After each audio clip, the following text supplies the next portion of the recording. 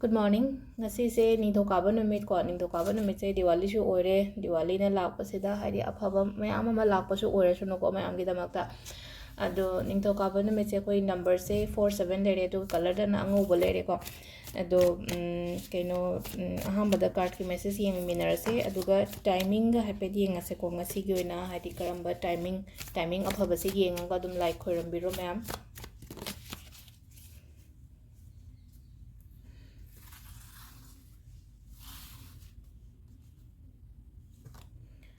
sida card ahum katang lo tok jarage ko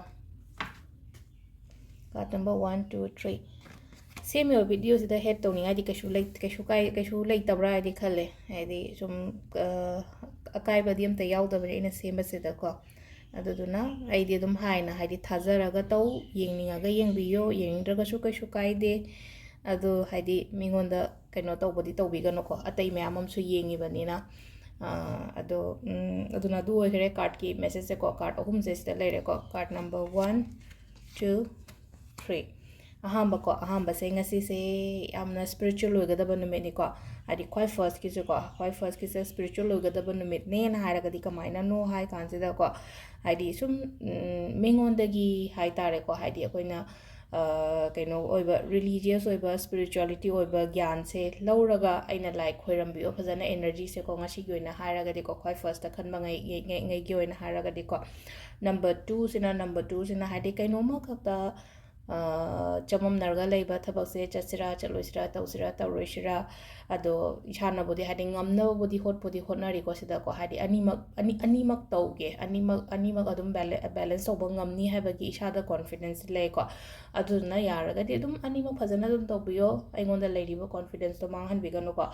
ahum subasina ko yamna clear oi ko hadi ngasi gi oina aisi tawni na khalaga di tawbiyo du hadi clear yamna clear chamam na tabdo sida namo hadi ahum suba card gi message chamam na daba ado anoba ideas ko masu mayam ma lakani ko ngasi se ac mas tokshan be ai si masu hapchan be ai hole hamna chingba duma mayam ko aduga timings ne ki pung manga ga minute kun mapan dagi na taru ka minute yakai ma thoi phong lere dagi nipan ga minute rahum doi na pung mapan ga minute kun tra taru phong lere ko baroga minute kuma thoi dagi na pung taru ka minute taru phong lere aduga pung mapan ga minute kuma thoi dagi na pung tara ga minute yakai mapan phong lere ko aduga ahing nung yai nungalam dagi na pung baroga minute kun tra taru dagi na nungalam dagi pung manga ga minute kun mapan phong lere ko sisina akhoi gi ngasi gi oina afaba timing ko ado Diwali su oire Monday su oire ado cinnamons ki akoina tawbodo blow tawbodo kubakta hapaga imung wairam si tokpa tai tokpa loi loiraga hadi cinnamon imung da fulong kamsan biyo ko ngasi gi numit sida sum afaba changak na ba kaino tawna ba ado cinnamon tawbi ba yai hadi Monday da mamang da tawgiba khotgiba mayam ama lejaina ko aduduna hadi si tawbi ba atai su aina ngarang na hangi post dum yengbiro ko ngasi tawba yaba mayam da ado sida leire ko ngasi video se ma'am thank you